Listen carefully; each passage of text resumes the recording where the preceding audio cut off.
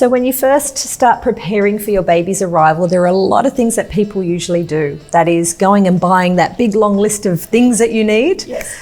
Setting up the nursery to make sure it looks gorgeous and colour themed. But for a lot of us, we don't really think about those first initial weeks of when we bring the baby home. And, you know, your baby may not be in its nursery until 5 months or so. They might be sitting close to you, sleeping close to you at night. And I think one thing that's always resonated with me is about how important it is to understand how you're setting yourself up for success for those nightly feeds and moving around the house when you're sleep deprived.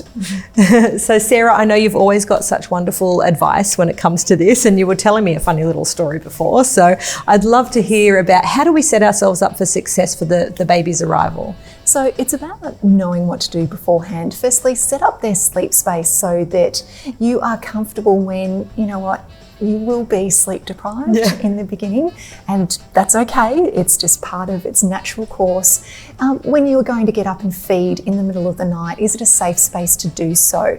Making sure that you do have a comfortable place to do that, that perhaps you're not needing to go down a flight of stairs carrying Bub when you are at 3 o'clock in the morning.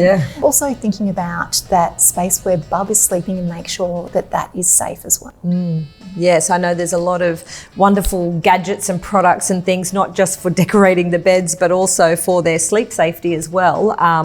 And some I know personally don't sort of fit well with me. And I found it really interesting. We were having a conversation about, you know, perhaps what we do actually need and what do we do if something, you know, triggers in the middle of the night when it comes to a sleep monitor, for example. Exactly. There are so many sleep monitors out on the market. Not only can be really confusing for a new parent to go and think, what do I need? But I guess the question that you need to ask yourself is, do I actually need a sleep monitor at all? Now, sleep monitors, they come in a wide range of different functionalities, from mats that let you know if your baby stops breathing, to little probes that even will go on and let you know if your child's heart rate or blood oxygenation have changed. So I guess the question is that if you have a normal, when we say normal, we always have to put it inverted commas when it comes to children, because yes, they're not always normal. But when it comes to your baby, if they are a healthy baby, then is it actually necessary to be using it? And the question that you also need to ask yourself is, would you know what to do if the monitor did start to alarm? Would you know what to do if your baby did stop breathing? It's incredibly important to know, and also to look at your child. Don't rely on a monitor.